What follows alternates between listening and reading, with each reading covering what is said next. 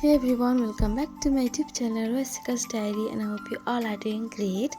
তো গাইজ আজকে আমার ছেলের অন্নপ্রাশনের ব্লগটা আপনাদের সঙ্গে শেয়ার করতে চলেছি। আশা করি ভালো লাগবে। ভালো লাগলে অবশ্যই একটি লাইক করে দেবেন, চ্যানেলটিকে সাবস্ক্রাইব করে দেবেন আর সঙ্গে থাকবেন। তো গাইজ আজকে বাড়িতে পুজো হচ্ছে শুধু, আর আমার ছেলের যে অন্নপ্রাশন সেটা হয়েছে শিলিগুড়ি ইস্কন মন্দিরে। তো বাড়িতে আমাদের অন্নপ্রাশন হয়নি, ইস্কন মন্দিরে হয়েছিল, তাই ভাবনা চিন্তা করে ওখানেই করানো হলো। যেহেতু ঠাকুরের স্থানে অন্নপ্রাশনটা করানো, সেটাই করলে ভালো হবে, তাই আমরা ইস্কন মন্দিরে গিয়ে ছেলের অন্নপ্রাশনটা করে নিলাম।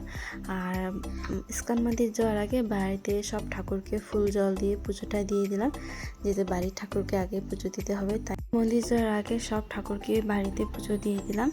আর এবার আমার ছেলেকে ও বাড়িতে কিছু নিয়ম করানো হয়েছিল, তাই এখন ওই নিয়মগুলো করব। আর আমাকে হেল্প করার জন্য আমার পাশে বাড়ি এক কাকিমা রয়েছে।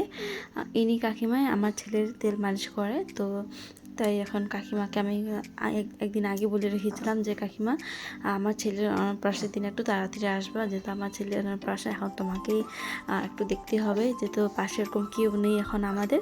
তো কাকিমাকে ডাক দিয়েছি, তো কাকিমা তো চলে আসে। আর এখন আমার ছেলে সানে যাবে, তাই তার জন্য কাকিমা এখন আমার ছেলেকে গামছা দিয়ে গামছাটা পরাই দিচ্ছে। খুব সুন্দরভাবে পরাইছিল, আমি দেখে তো খুব ভালো লাগতেছিল আমাকে, যে আমার ছেলে একদম যখন ছোটো গোসাই হয়ে গেছে।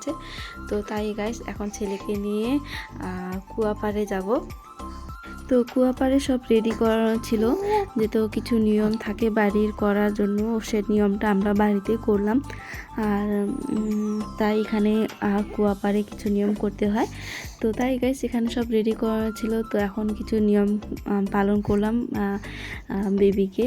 আর ওর ওখানে হলদি মাখানো হয়েছিল, যেহেতু আজকে ওর বিয়ে, তার জন্য। আর আমাদের ছোট পাত্র তো একদম খুব সুন্দর করে বসে রয়েছে, আর খুব আজকে হাসির মুখ ছিল, কিন্তু একটু পরে যা কান্নাকাটি শুরু করলো, তবে তার কি বলবো গাইস, আপনাদেরকে এখানে ওই ভয়েস, মানে ওইটা অরিজিনাল ভয়েসটা আপনি এখানে শুনতে পারবেন আপনারা। আমি ওটা আপনাদের শেয়ার করবো এই ব্লগে।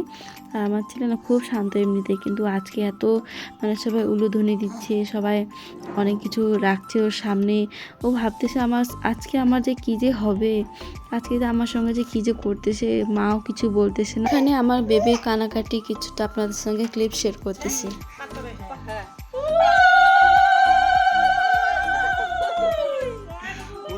ভয় পাই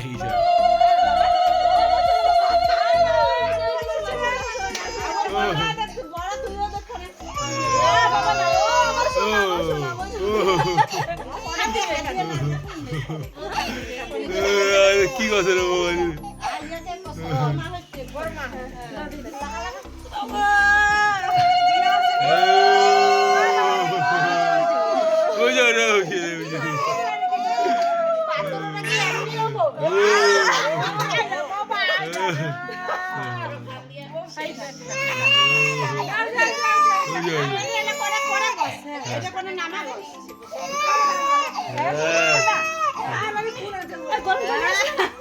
না এমনি ছিটা দাও, না এমনি ছিটা দাও বাস বাস।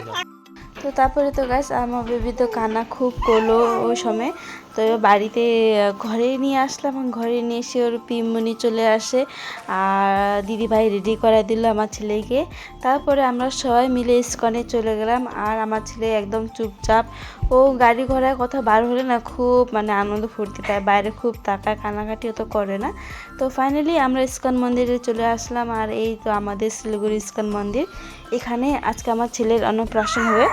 আর আজকে আমার ছেলের শুধু অন্নপ্রাশন বলে না, যখন আমরা মন্দিরে প্রবেশ করি তো এখানে অনেক বেবিদেরই অন্নপ্রাশন হয়ে গেছিলো, কেউ বসছিল অন্নপ্রাশন করার জন্য। তো আমরা চলে আসছি অন্নপ্রাশন পালন করতে।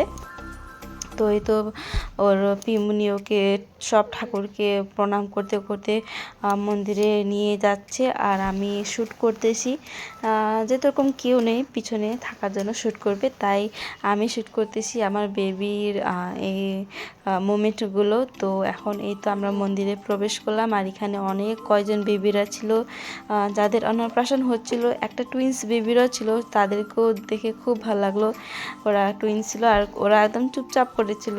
আর আমার বেবি ও যে কেন যে এত কান্নাকাটি করলো, মানে আজকে না খুব কান্নাকাটি করেছে ও। আর আমার বেবির সঙ্গে আর একটা বেবিও রাখানো হয়েছিল, ওরও অন্নপ্রাশন একসঙ্গে হয়েছিল। তো ও মানে আমার বেবির কান্না শুনে ও একদম চুপচাপ, ও হাসি খুশি, আর আমার বেবি শুধু কান্না করতেছে, কান্নাই করতেছে। তো একটা কথা শুনলাম মানুষের কাছে যে বেবিরা যখন অন্নপ্রাশনের দিন কান্নাকাটি করে তো বলে নাকি ঠাকুরকে সব দুঃখ কষ্ট বলে দিয়ে দেয়, প্রকাশ করে দিয়ে দেয়। তো এটাই বললো। তো সেটা মানলাম তো, কিন্তু কিছু না, আমার বেবি ভালো মতন অন্নপ্রাশনটা ঠাকুরের স্থানে হয়েছে, সে থেকে আর কিছু বড় কথা না। আর ওর বাবা তো এদিক ওদিক ডুলে বেড়াচ্ছে, যে তো কী বলে করতে হয় সেই নিয়ম কানুনগুলো সেগুলোই। তো এখন আমার বেবির ভয়েস ওভারটা এখানে রাখলাম, আর রিয়েল ভয়েসটা আপনাদের সঙ্গে শেয়ার করতেছি।